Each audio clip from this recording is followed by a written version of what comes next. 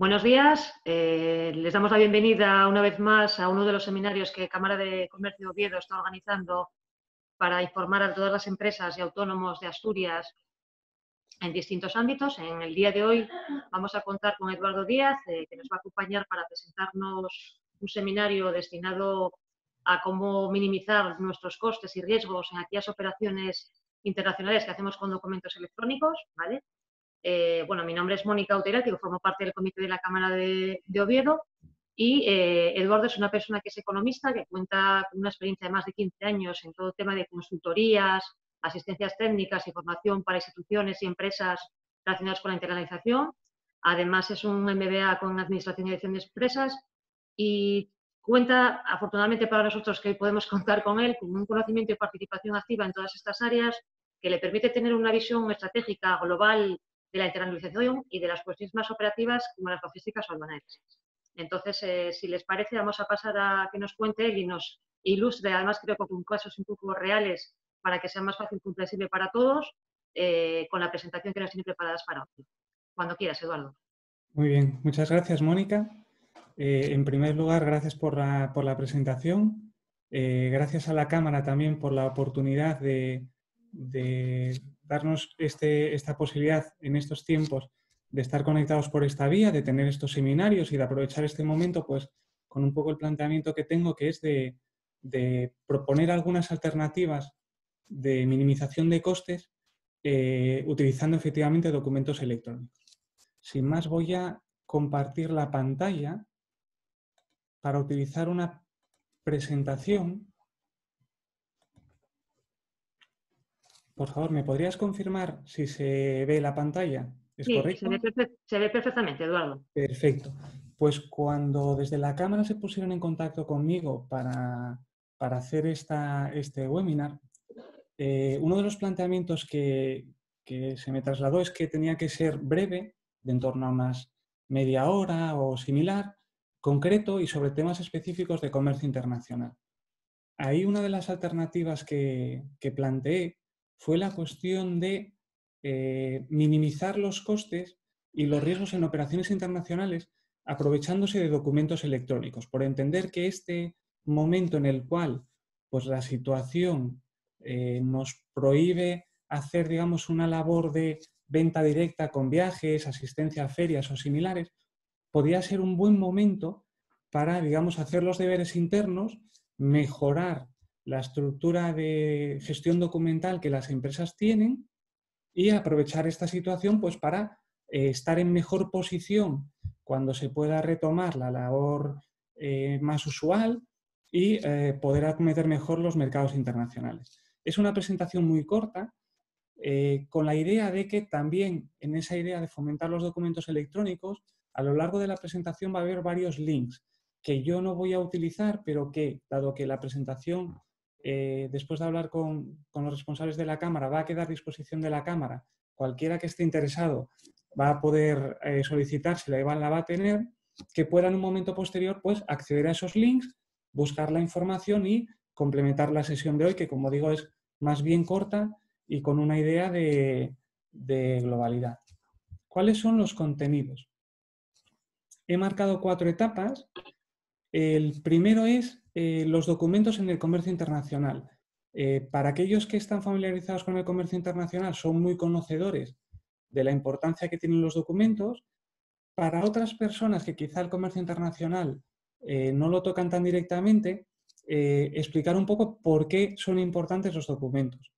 En segundo lugar, de esos documentos, ¿cuál era la tendencia que se estaba viendo ya, que ahora seguramente se aceleró, pero que era una tendencia que ya llevaba tiempo, a la sustitución de los documentos en papel por documentos electrónicos? O incluso más allá, incluso la posibilidad de que las empresas hagan, digamos, sus propios documentos, una cuestión que vamos a ver ahora. En tercer lugar, por poner esos casos prácticos que Mónica comentaba, 2 ejemplos que hemos utilizado para la presentación de hoy en cuanto a alternativas electrónicas de documentos de transporte y de acreditación de origen, y una última parte que es más bien como cómo actuar o una serie de recomendaciones para aprovechar esta situación. En primer lugar, y para quienes están menos familiarizados con los documentos en el comercio electrónico tiene dos cuestiones e intento resumirlas con esas frases que se incluyen ahí. La primera es que si no le gustan los documentos no se dedica al comercio exterior. Esa es la primera. Para una operación de comercio internacional se requieren multitud de documentos, algunos que gestiona la empresa, otros que gestionan terceros, otros que gestionan terceros en nombre de la empresa, pero al final esa labor documental es fundamental. No hay otra opción que no sea que la persona o los responsables que lleven el back office tengan un conocimiento de los documentos en comercio internacional. Y la segunda es que, además de trabajar la parte comercial, además de abrir las puertas de los clientes internacionales, es necesario conseguir cruzar las ventanillas. Con esto me refiero a poder hacer bien los trámites aduaneros, poder tener bien las certificaciones necesarias para poder exportar e importar, etcétera, etcétera. Y hay que tener en cuenta, y a veces en los cursos les incluyo este documento que está en la diapositiva, que en el comercio exterior hay documentos y hay convenios que vienen de época muy antiguas. Es un conocimiento en marca en 1866, en el cual siempre les recalco a los alumnos también que aparece esa famosa frase de Acts of God, que seguramente ahora muchos recordarán que la utilizo mucho en clase. Pero hay cuestiones que vienen derivadas de ahí y hay que entender que seguimos todavía bajo una visión de los documentos en formato papel. Y eso va cambiando, pero todavía sigue existiendo esa visión, ¿vale? ¿Qué documentos vamos a plantear en la jornada de hoy? En la jornada de hoy voy a centrarme en los dos documentos de la parte inferior, en los documentos de transporte y en los documentos aduaneros, pero también me gustaría recalcar los documentos comerciales. ¿Por qué? Porque las facturas pro forma, las facturas comerciales, como digo ahí, tienen unos condicionantes legales. Es decir, hay países que nos obligan a que la factura comercial tenga un formato determinado. Hay países que nos obligan a que la factura comercial vaya en un idioma determinado. Esos condicionantes son básicos a la hora de que las empresas tengan en cuenta cómo desarrollar esos documentos. Pero estos documentos tienen, después de esa desventaja que tienen una ventaja, que es que la emisión es propia. Es decir, es la propia empresa la que hace ese documento. Con lo cual, una vez que tiene analizado lo que tiene que hacer, puede ponerlo en marcha directamente. No depende de terceros. Esto lo voy a utilizar en la parte final de la presentación con algunas cuestiones aduaneras que están yendo a que sea la propia empresa la que se autocertifique. Con lo cual, la ventaja de ese trámite es esta, la emisión propia, la no dependencia de terceros en la emisión. En cuanto a los documentos de transporte que aparecen aquí, en la jornada de hoy me centraré en los de marítimo por la cuestión que tiene el BL, que luego comentaremos, que es un documento de los que se denominan problemáticos en el comercio internacional. Está sujeto también a condicionantes. Aquí los condicionantes pueden ser legales por el país o incluso legales o comerciales por parte de quien lo utiliza. Nos encontramos con casos de territorios que no admiten, por ejemplo, documentos electrónicos o que si los presentas electrónicos son objeto de discrepancia y, por lo tanto, también está sujeto a unos condicionantes que la empresa debe de conocer, pero aquí además la empresa está sujeta también a que la emisión no depende de ella, depende de terceras empresas. Entonces, tenemos dos cuestiones a tener en cuenta. La primera es los condicionantes que existen y la segunda también, que insistiré en la parte de conclusiones, comentar con las empresas con las que trabajamos la posibilidad de utilizarlas para nuestras operaciones, dado aquí la emisión depende de ellos. Y hay un tercer tipo de documento, que serán los aduaneros, en el cual hoy me centraré en estos, en los certificados de circulación y el certificado de origen, que son necesarios en el comercio internacional para la acreditación del origen a efectos de que nuestras mercancías tengan un tratamiento arancelario preferencial, de que no se nos apliquen medidas comerciales proteccionistas que puedan tener contra terceros países, etcétera, etcétera. Volvemos a tener condicionantes legales, volvemos a tener que analizar bien la operación antes de utilizar uno u otro documento, y además aquí tenemos otro condicionante, que es que la emisión en estos casos depende de instituciones. Instituciones en muchos casos públicas, como puede suceder con los certificados de circulación, que tienen que ser visados por las aduanas, en otros casos, como el certificado de origen de las cámaras de comercio, en cuyo caso, además de analizar los condicionantes, tenemos también que conocer cómo es el funcionamiento de esas instituciones. Por lo tanto, de los tres tipos de documentos, vemos que en todos hay unos condicionantes legales y la diferencia luego va a estar en la posibilidad de emisión propia o de tener que depender de terceros para la emisión de dichos documentos. Y veremos también cómo ha afectado, que evidentemente ha afectado, la situación actual en el desarrollo de estos documentos. Tradicionalmente este era el esquema que teníamos de la gestión documental, en el cual era un movimiento físico. Antes lo que hacíamos era un movimiento físico en el cual, voy a intentar ir resaltándolo, había un documento que se emitía. En los dos que he comentado hoy, pues el emisor en el caso del BL era el agente de la naviera en origen, en el caso del EUR1 el representante aduanero y en el caso de los certificados de origen en España las cámaras de comercio. Pero era una emisión física, con lo cual el hecho de que fuera una emisión física lo que hacía es que luego ese documento en papel tenía que desplazarse bien utilizando medios propios, que el exportador se acercase a la Cámara de Comercio, bien que utilizase un método de courier o similar, pero tenía que haber un movimiento físico para que esa documentación llegase al exportador. En la parte central lo que he intentado es incluir una línea de tiempo en la cual, como es lógico, cada paso que se va dando implica unos costes y unos riesgos. ¿Esos costes cuáles son? Pues evidentemente el movimiento documental desde el emisor hasta el destinatario final, y los costes que llevan implícitos, bien de personal, del desplazamiento físico del exportador al lugar de emisión, o bien de la utilización de un courier para hacer cada una de esas funciones. Y también he intentado reflejar que los costes van creciendo y también en riesgos. ¿Por qué? Porque evidentemente desde el exportador tiene que haber un movimiento hacia el país de importación. Esos documentos tienen que viajar físicamente al país de importación y acaban llegando al importador. ¿Aquí qué problema teníamos alguna vez? Pues teníamos problemas de pérdida. No es la primera vez que se pierde un BL físico o que se pierde un EUR1. Otras veces que se pierde el control del tracking de DHL o del courier correspondiente, lo cual genera al final una tensión entre el exportador y el importador y una sensación de que esos riesgos acaban convirtiendo o determinando determinada fragilidad entre, a veces incluso hasta en las relaciones comerciales, ¿no? A veces estas cuestiones, aunque uno pueda echarle la culpa a un tercero y decir, oye, no, es culpa de, al final generaban incluso esos roces o conflictos entre exportador e importador.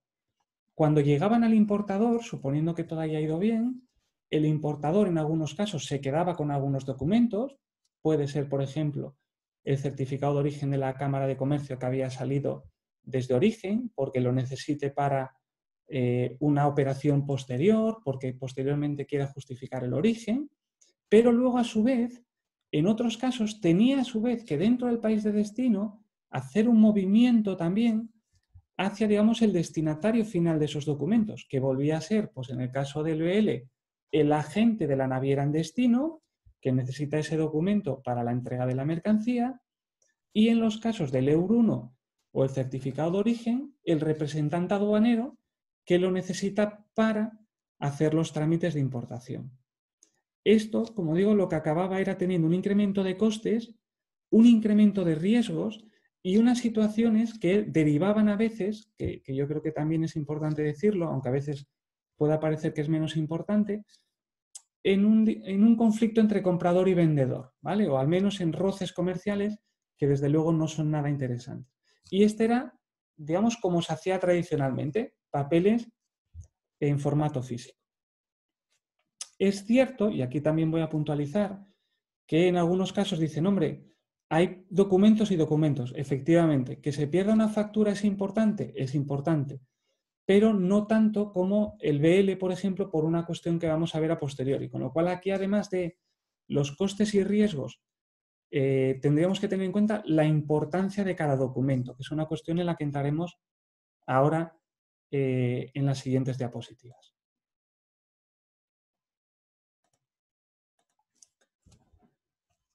Como dije al inicio, esto era una tendencia. No es que, digamos, la situación que estamos teniendo ahora sea la causa de que los documentos en formato electrónico estén de moda. No, era una tendencia que ya venía. En los documentos de transporte, por las propias recomendaciones de las empresas de transporte, porque ellas también se encontraban con esa situación de alguna pérdida de documento que desencadenaban esos roces comerciales, porque veían que también era eficiente por su parte la gestión de los documentos comerciales, pero aquí eran, como decía antes, recomendaciones porque son las empresas las que se encargaban de su gestión.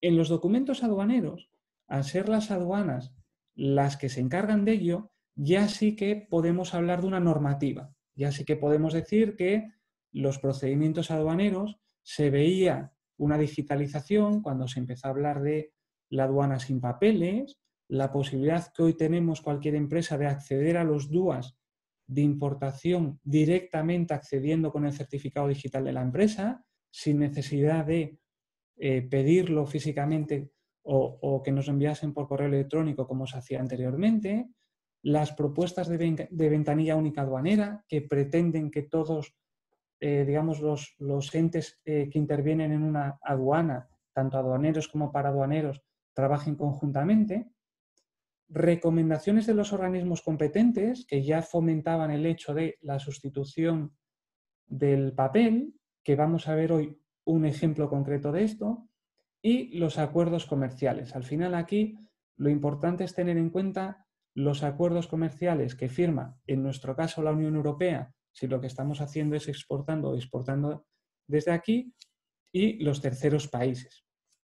Como decía, aquí la idea también es que la presentación pueda servir para que las empresas que estén interesadas puedan continuar desarrollando esta labor y en algunas partes de la presentación hay unos pequeños links que llevan a esas fuentes de información. En concreto aquí he incluido una a la Unión Europea donde están listados todos los acuerdos comerciales para que quien tenga interés en un país concreto pueda visualizar el acuerdo que existe y los documentos que le van a pedir para poder operar en él. En el caso documentario, y aquí pues posiblemente luego Mónica tenga incluso más experiencia, se dieron también avances en el hecho de admitir en medios de pago documentarios que son muy utilizados en el comercio internacional, como los créditos documentarios, admitir esos documentos electrónicos, para lo cual se desarrollaron las UCP 600, las EUCP, en las cuales se admiten esos documentos.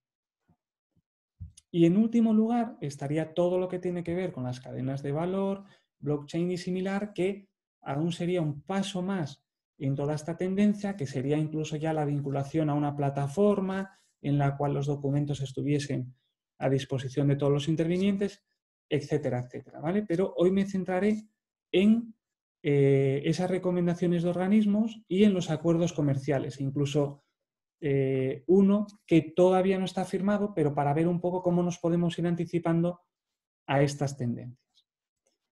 En concreto, en el documento de transporte marítimo, en el BL, antes me refería a que tenía una característica, y esa característica es, y viene derivada de eso, de un convenio antiguo, y se entiende que en aquel momento pudiera existir este sistema, que es un título valor o un título de crédito. Es decir, a veces al final le comparo el BL a alguien con alguien que tiene un cheque. Es un título valor o un título de crédito. Tiene la complejidad que tiene también un cheque, por ejemplo, cuando se emite al portador o cuando se deja en blanco, que es que si cae en manos de un tercero, pues en el caso del cheque podría en un momento determinado pues, hacer uso de él, y en el caso del BL, este título o valor y la capacidad que tiene de ser negociable viene derivada del hecho de que, digamos, el BL actúa como corresponsal cuando llega la mercancía a destino. Quien aparece en el BL, quien aparece como consigní en ese documento, es quien es titular del derecho a recoger esa mercancía en el puerto de destino. Eso le hace que sea un título negociable. En épocas antiguas, pues evidentemente los barcos tardaban mucho tiempo de tránsito y tanto en origen como en destino lo que se hacía era negociar con los documentos. El vendedor decía, oye, que sepas que yo tengo una carga de un material que viene de Sudáfrica, que va a llegar dentro de X tiempo, pero durante ese tiempo que estaba en tránsito yo podía negociar con el propio documento. ¿Qué alternativas electrónicas hay ahora? Lo he separado en dos, aunque realmente podríamos decir que podría ser una. Es un conocimiento de embarque no negociable, es un documento electrónico. Aquí hay que pensar que no se puede negociar con el documento durante el tránsito, pero en la mayor parte de operaciones que veo, al menos en la actualidad, el destinatario final es conocido cuando la mercancía sale, es decir, las opciones de trading o de movimiento existen, pero cada vez son menores. Se conoce desde origen quién es la parte compradora en destino y, por lo tanto, en algunos casos, podemos desde su emisión consignárselo a ese comprador en concreto para que toda la tramitación pueda ser electrónica. Con esto evitamos que los BL se emitan en original, evitamos tener que hacer el gasto del courier, evitamos ese riesgo que comentaba antes de una posible pérdida, y todo es electrónico. Se emite el documento original electrónico, ese documento se va moviendo por la cadena en los mismos escalones que veíamos antes, exportador, importador y agente de las navieras, pero todo de formato electrónico, con lo cual a día de hoy todos los que estamos haciendo en ese sentido, la ventaja que tiene es que aunque estemos en la situación actual de teletrabajo o de no estar físicamente en el lugar de trabajo, podamos trabajar con total normalidad.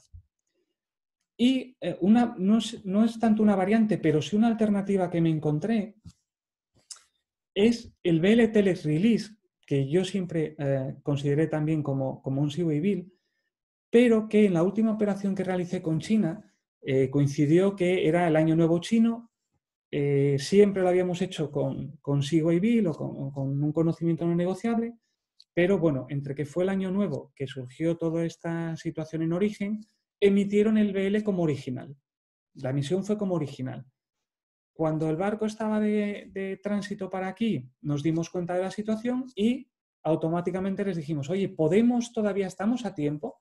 Y la realidad es que sí, aun emitiéndose en original, luego se pudo transformar a formato electrónico y al final toda la tramitación fue electrónica. Con lo cual, yo entiendo que aquí el que sea uno u otro también depende un poco de cómo interactúan los transitarios o las navieras, cuál es su forma de operar, pero hay una alternativa electrónica, ¿vale? Hay un formato que nos permite hacer eso de una manera más eficiente.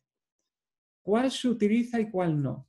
A ver, como digo ahí, es una elaboración propia a partir de consultas, ¿vale? No hay ninguna estadística, o yo al menos no la conozco, de cuál se utiliza o cuál no. He preguntado a compañeros que se dedican a operaciones de este tipo, empresas de transporte y empresas importadoras, y he sacado más o menos una conclusión de que el formato físico más o menos se suele utilizar en un 60%, y de ese 60%, un dato que me dieron y que me parece importante es que de ese 60%, luego un 50% pasa a telerelease, es decir, acaba convirtiéndose en un documento electrónico. Quizá en el origen se hace en formato papel, quizá por desconfianza o por tener la seguridad de tener el documento en papel, pero luego acaba siendo telerelease. Y preguntado por qué la alternativa electrónica es tan pequeña en comparación con la del formato físico, las conclusiones que hemos sacado es que viene condicionada en parte por los usos, las costumbres, que estamos habituados al formato papel y seguimos trabajando con el formato papel, y en otros casos que viene condicionada por la gestión de lo que decía al inicio, la gestión de algunos países que siguen queriendo que ese documento sea en papel. En algunos casos también nos encontramos con que los créditos documentarios, aunque efectivamente las UCP 600 lo admiten y aunque en los mercados europeos casi todos lo hacen, hay países en los que todavía no lo aplican y siguen requiriendo esos documentos en papel. Entonces aquí la utilización viene derivada, uno, porque es lo que siempre se hizo, en cuyo caso ahí quizá haya una posibilidad de revisión, y hay otros casos en los cuales, como decía antes, viene derivado de una exigencia. Ahí probablemente el cambio sea más complicado porque ya no depende de las empresas, sino que depende de esa situación que acabo de comentar, pues oye, de que un país no lo admita, de que tengas problemas con un banco que no admita un crédito documentario que no sea el original, etcétera, etcétera, ¿vale? Pero sí que llegamos más o menos a la conclusión de que había una parte importante que se hacía, como se suele decir, por inercia, porque siempre se hizo así. Y en ese caso,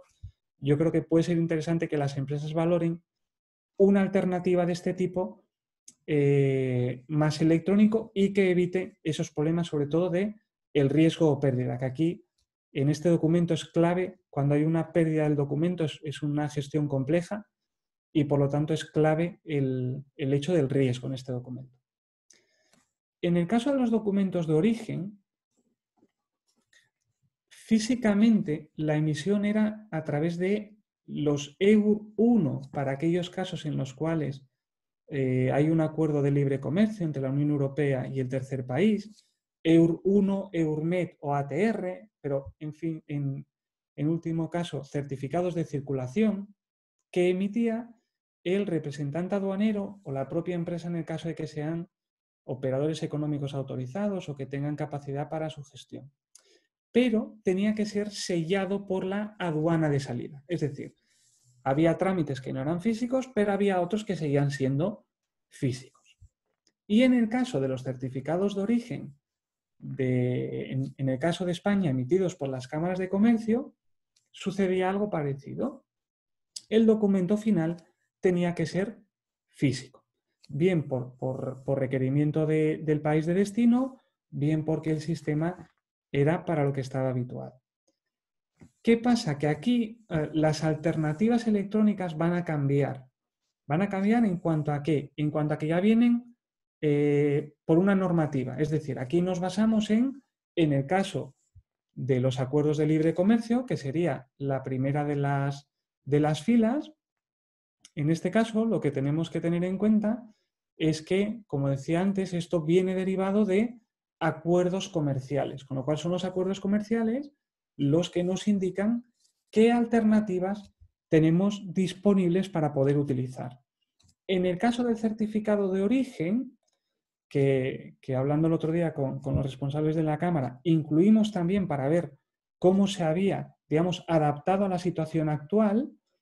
En el caso de los certificados de origen, la solución que se ha propuesto por parte de las cámaras, con independencia de una tendencia que pueda haber, es la solicitud completamente online y una gestión no presencial, que se pueda hacer todo por medio de couriers o similares, que no haya que tener que desplazarse necesariamente físicamente a recoger esos documentos. Se emite la solicitud, se hace a través de una solicitud electrónica. Luego lo que se hace es recoger ese documento en la Cámara de Comercio, bien por un courier, para que no haya esa necesidad de presencialidad, ¿vale? Y importante en el momento actual en el cual, pues, evidentemente la situación de movilidad personal es compleja. En el caso de los acuerdos de libre comercio, como decía antes, las situaciones varían. Teníamos la autodeclaración en factura, que podía hacer cualquier empresa si el importe era menor a 6.000 euros. Ahí los acuerdos de libre comercio incluyen una frase, un texto, que lo que hace la empresa es simplemente lo incorpora en su factura comercial o en un documento que utilice para para la transacción comercial, el más usado desde luego es la factura comercial, incluía esa mención y no era necesario utilizar un certificado de circulación. Cuando era más de 6.000 euros, la alternativa que se está poniendo ahora, digamos, más de moda, es la utilización de certificados de circulación, pero sellados electrónicamente. Es decir, dado que el desplazamiento a las aduanas es complejo, dado que además los propios responsables de las aduanas pues tienen que estar teletrabajando y no físicamente, lo que se ha habilitado es un sistema de visado electrónico. Se le asigna un CSV, igual que al que podemos estar habituados con otros documentos, presentación de documentos ante la agencia tributaria o similar, y ese documento está firmado y validado electrónicamente. Eso sí es cierto que probablemente la situación actual lo haya acelerado o haya fomentado que esa situación se dé. Pero también es cierto que había otra posibilidad muy poco utilizada, que era la de el exportador autorizado a efectos de origen. Este exportador autorizado a efectos de origen lo que implica es que la propia empresa exportadora en sus documentos, es decir, se parece mucho a la autodeclaración que comentaba en el punto número 1, la propia empresa en sus documentos comerciales puede, una vez que esté autorizada por parte de la agencia tributaria, incluir su número de exportador autorizado y evita de esa forma tener que solicitar los certificados de circulación. Es decir, se sustituye el certificado de circulación por la autodeclaración en factura, pero aquí sí que ya no tiene ese límite de los 6.000 euros. La empresa puede hacerlo para cualquier importe. ¿Qué sucede y cuál creo que era uno de los problemas por los cuales esta figura quizá no funcionó del todo bien? Recuerdo el año pasado, como en marzo, que se nos planteó la posibilidad de desarrollarlo para una empresa de Asturias, preguntamos cuántas empresas tenían el estatuto de exportador autorizado. El dato no es público, pero sí que nos comentaron que eran menos de 3, con lo cual algo había que las empresas no utilizaban esta función, ¿vale? Pese a estar incluida y ser válida. Las razones podían ser una, que fueran desconocedores de ella, otra, y sí que es cierta, que cuando se hizo esta figura no había un formulario, no había algo que las empresas pudieran seguir para hacer la solicitud, y eso a algunas, digamos, las retraía, a ver cómo va a ser esto. Sí es verdad que luego por parte de la agencia tributaria, al menos en los casos en los que yo participé, la gestión era muy eficiente. Oye, mira, justifícame cuál es el origen de tu mercancía, explícame cuál es el proceso productivo, dame el razonamiento por el cual, digamos, debería de darte esa autorización para que tú te autocertifiques, pero se podía hacer. Sí es cierto que yo creo que un freno importante era que no existiese ese documento o ese formulario a cumplimentar por parte de las empresas. En esta misma línea y en los acuerdos comerciales más recientes se está introduciendo la figura del exportador registrado o del sistema REX.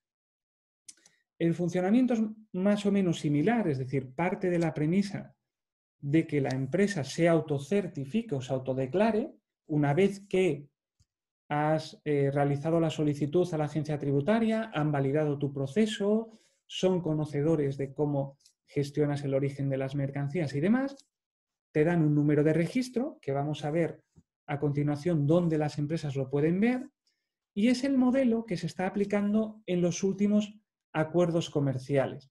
Concretamente aparece en el de Canadá, aparece en el de Japón, está también en el de Vietnam, aunque el de Vietnam me parece que está, como incluye ahí,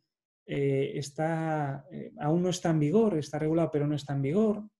Aparece en el de Singapur, y ahí he hecho una mención a origen y destino, porque también es importante que ahora tengamos cierto cuidado porque antes teníamos asumido que los documentos que se utilizaban en un flujo, es decir, si yo utilizaba el Euro-1 para una exportación de México a Europa, también me funcionaba el Euro-1 para el flujo inverso, y ahora es verdad que en estos acuerdos hay una disociación, es decir, no es el mismo para un flujo comercial que para el otro. Entonces, por eso lo he puesto ahí, por tener en cuenta que pueda haber esa dualidad.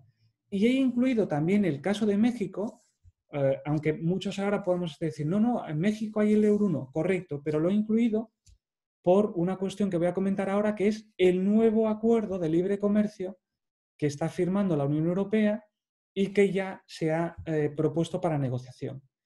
Y también es el sistema que se está utilizando para importaciones de países con sistema de preferencias generalizadas, en otros casos de países y territorios de ultramar, es decir, parece que es la tendencia.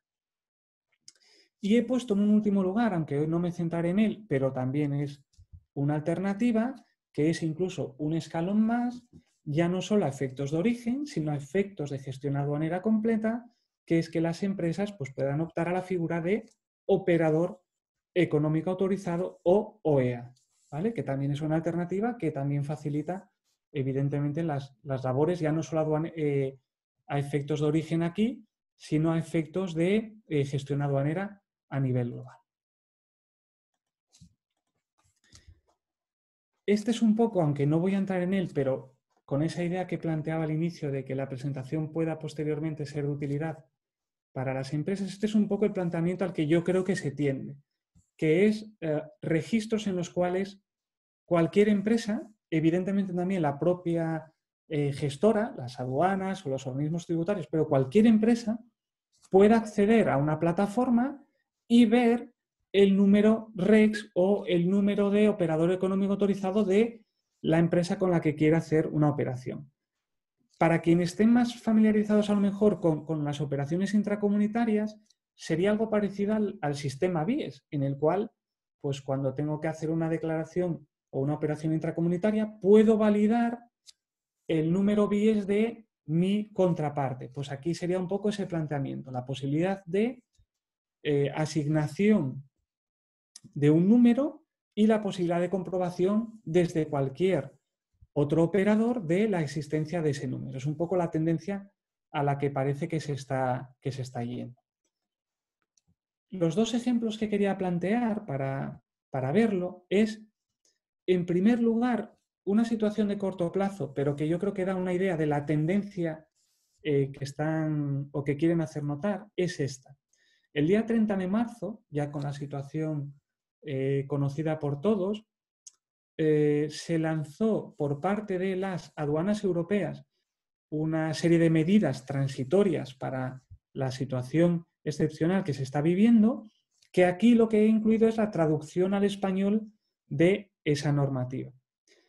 Y resulta curioso porque la primera parte de la normativa, a diferencia de lo que puede parecer, no eran medidas de corto plazo, sino que era una medida de largo plazo. La primera medida que proponían era esta, y es que se invita a las autoridades aduaneras a que fomenten el uso del exportador autorizado. Es decir, vamos a flexibilizar, vamos a intentar que las empresas hagan uso de esa herramienta. Probablemente por lo que comentábamos antes, que es mucho más simple que yo, una vez que ya tengo eso, lo autocertifique, que el hecho incluso de tener que hacer la solicitud del Euro-1, que pase por el visado, que tenga que haber un actuario, etcétera, etcétera. Entonces, la primera cuestión que creo que explica esta tendencia es que la primera medida no era una medida, digamos, de corto plazo, como fueron otras posteriores, como el certificado del Euro-1 electrónico y similar, sino una visión más de largo plazo. Fomentemos esta opción.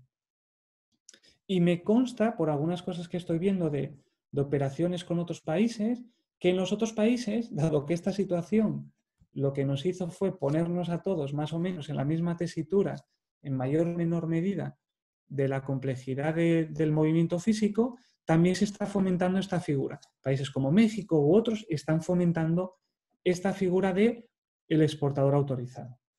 Y la segunda medida, y por eso el caso de México, efectivamente a día de hoy México, las operaciones que hacemos con México siguen utilizando los cauces tradicionales, pero ya lleva un tiempo siguiendo digamos, el funcionamiento o las negociaciones del acuerdo, y aunque se ve pequeño, pero ahí abajo en la noticia, el 28 de abril se publicó, digamos, la conclusión de las negociaciones entre la Unión Europea y México para el acuerdo que teóricamente van a firmar y que van a poner en vigor, que dé continuidad a que ya existía.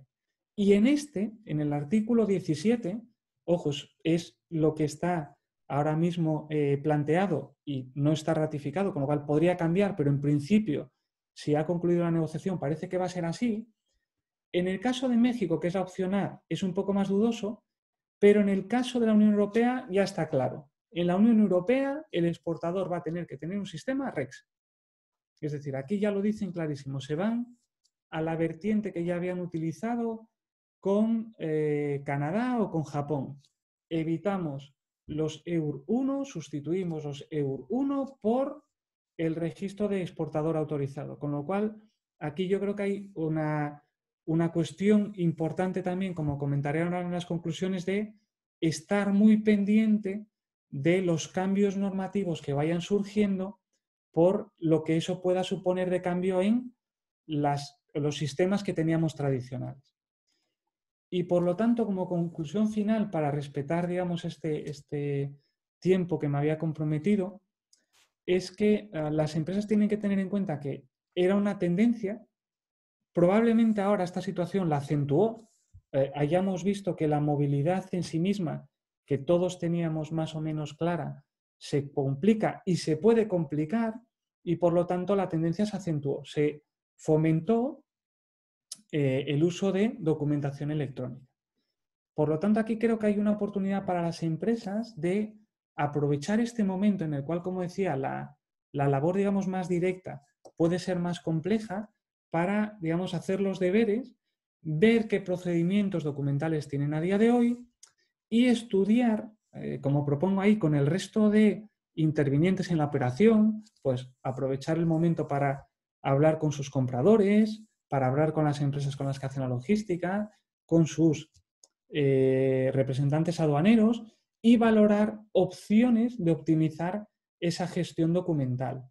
¿Con qué idea? Hombre, pues con la idea de, primero, adaptarse a esta nueva realidad y segundo, que evidentemente es importante, simplificar al máximo la gestión documental, minimizar los costes. Al final, esos costes representan una parte dentro de la operativa que si los podemos minimizar va a hacer que nuestras operaciones sean más rentables y estemos en mejor posición para acometer los mercados exteriores y también, como decía al inicio, de minimizar los riesgos, de no tener ahora esa situación, como hay empresas que se encuentran con que les falta un documento, no pueden importar la mercancía o no pueden exportar la mercancía.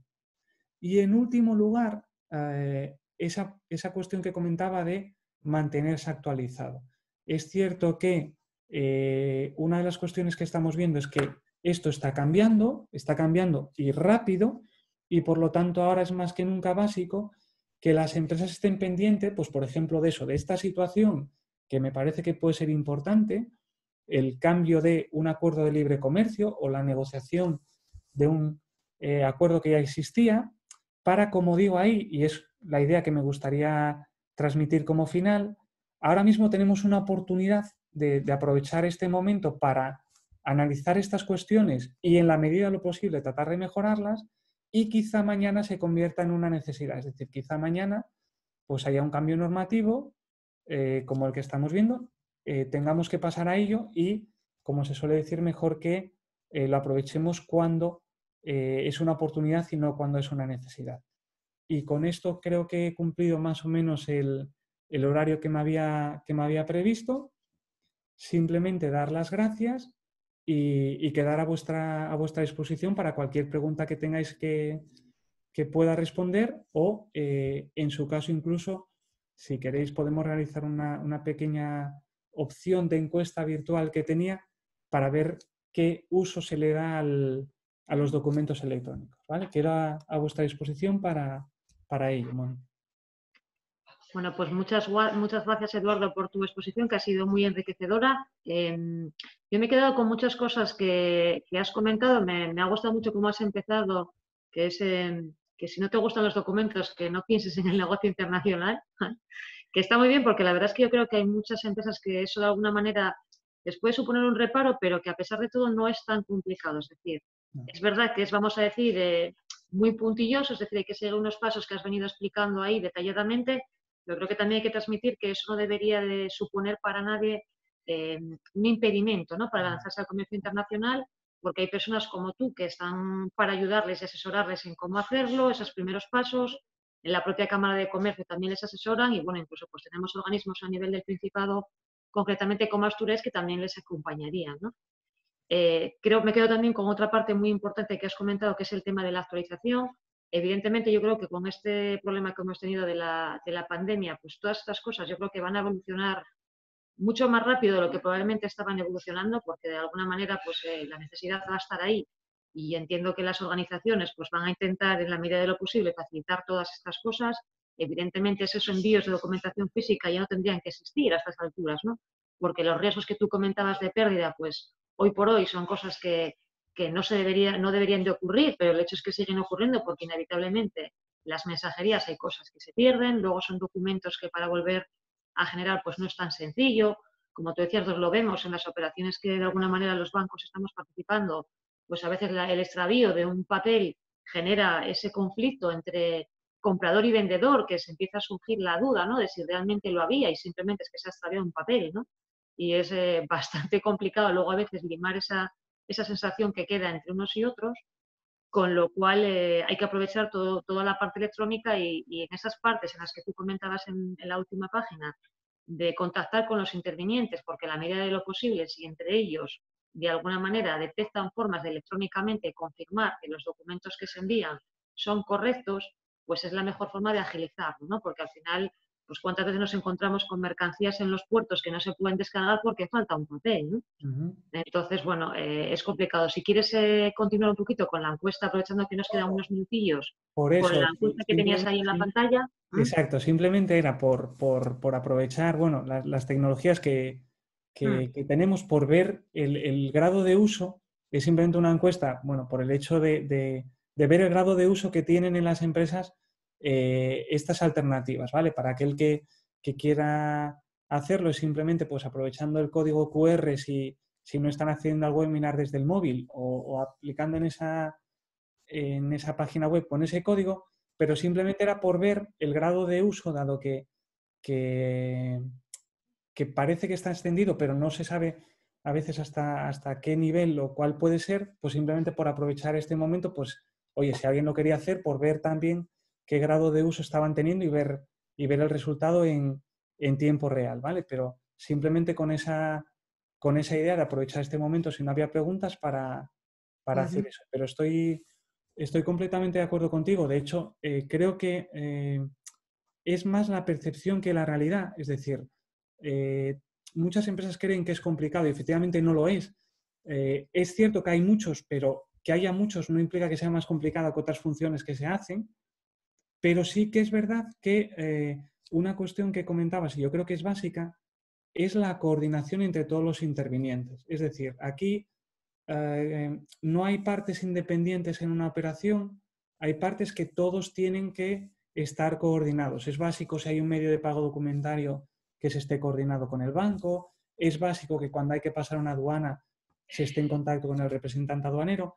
Esos puntos son claves porque si no, las operaciones suelen acabar en algún conflicto y eso en muchos casos con un poco más de coordinación se podría solventar. Esa es la realidad.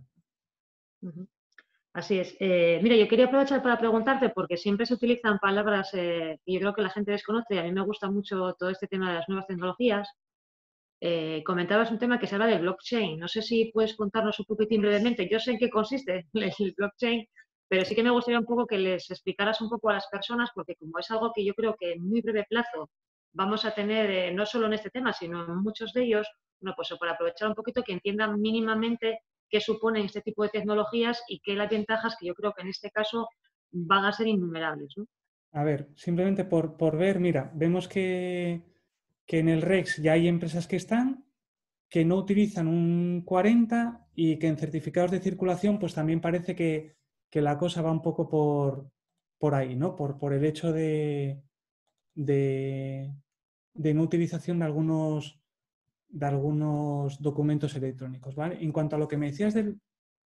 No sé si se ha Sí, paralizado. se perdió la presentación, sí. Vale, un segundo, a ver si puedo compartir la pantalla para ver los resultados que hemos obtenido. Sí, Esos por son ahí. los resultados que hemos obtenido, un 40% que no, un 40% con los certificados de circulación sellados electrónicamente ahora y un 20% con el REX. A ver, el sistema del blockchain, sí es cierto que tampoco yo soy un experto, más allá de ver un poco la perspectiva que tiene. En el caso de estos documentos, lo que ya llevaba cierto tiempo comentándose es la posibilidad de, digamos, que además sería un valor clave para, por ejemplo, para las aduanas, ¿vale? Que es la posibilidad de compartir en algunas herramientas que sean comunes información desde origen que luego pueda hacer falta para destino. Es decir, pues por ejemplo, mercancía que sale de un país, que esos documentos que se generan en ese país pudieran subirse a una plataforma, ahí entran temas de seguridad de la información y similar, pero que ya estuvieran accesibles para el resto de operadores que van a requerir de ellos. Por ejemplo, que ya cuando la mercancía sale de origen, la aduana de destino supiera lo que va a suceder, no que tuviera que esperar a que la mercancía esté en tránsito o a que la mercancía llegue.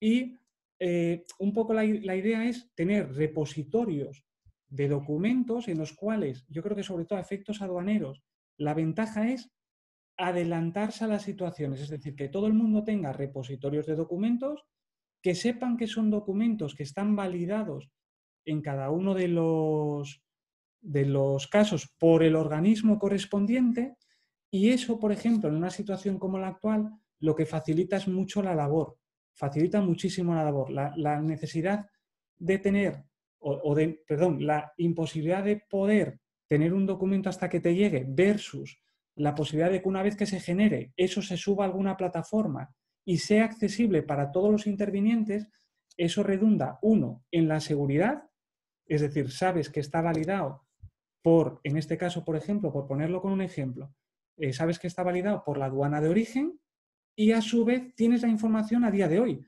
Aunque esa mercancía te llegue a Europa, por ejemplo, en una mercancía que venga por barco dentro de 45 días, pero la seguridad ya la tienes a día de hoy, con lo cual eso yo creo que lo que minimiza ahí es mucho los riesgos. Porque hay una cuestión también que no comenté, pero que también es importante, que es que muchas veces el problema es que cuando llega el documento, llega mal. Nos encontramos con documentos que vienen, por ejemplo, es habitual los casos de EUR 1 o similares que vienen de algunos países de Latinoamérica, que no los emiten en el momento de la salida, sino que se emiten a posteriori. Por lo tanto, la mercancía ya está en tránsito, incluso hay veces que llega la mercancía y el documento no llegó, y el documento está mal. Claro, eso es lo que, por ejemplo, yo creo que evitaría un sistema de cadena de valor o de blockchain, que es, no, cuando se emite bien, y por lo tanto tienes una certeza de que, con independencia de que eso vaya a ser necesario dentro de X tiempo, tienes la seguridad de que efectivamente está bien. Yo creo que eso es lo fundamental.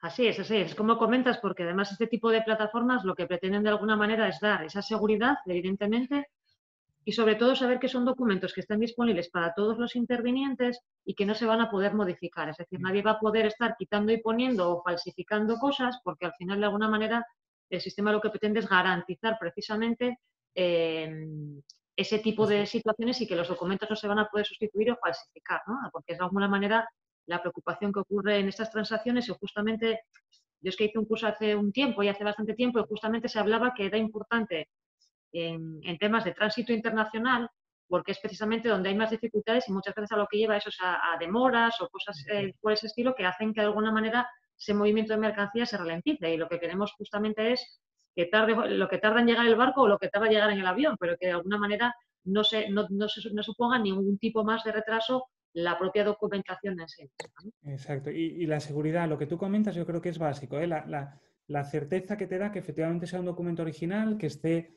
validado por el organismo correspondiente y que esté bien. Yo creo que eso en las operaciones es un punto clave. Sí, sí, así es. Y yo creo que bueno, todo el tema electrónico nos va a ayudar en todos estos casos a avanzar mucho más rápido. Todo el tema de firmas digitales en los documentos, nosotros lo estamos viendo en prácticamente todos los sectores, y son temas que están ayudando enormemente a que las cosas sean más ágiles. Y evidentemente esos temas como los de ahora de estas pandemias van a impulsar y yo creo que se va a aprovechar el momento para muchas de las cosas que hoy por hoy a lo mejor no son electrónicas, pues que de alguna manera se deriven y se corra, o vamos a decir, un poco más de lo que estaba previsto en hacer de temas digitales. Correcto. Bueno, pues creo que de momento no tenemos ninguna pregunta más a este respecto. Por mi parte, darte las gracias, Eduardo. Ha sido súper instructiva tu charla. Recordarle a todas las personas que están conectadas o que lo puedan ver a posteriori y que van a tener disponible a través de la cámara tu presentación, en la que, como comentabas, además de lo que nos has contado, pues hay links con acceso a detalle de determinadas cuestiones para facilitar un poco a esas personas el entrar a profundizar en esos temas. Y nada más, muchas gracias a todos y encantada de haber podido participar contigo en este seminario. Igualmente, muchas gracias. Gracias a todos.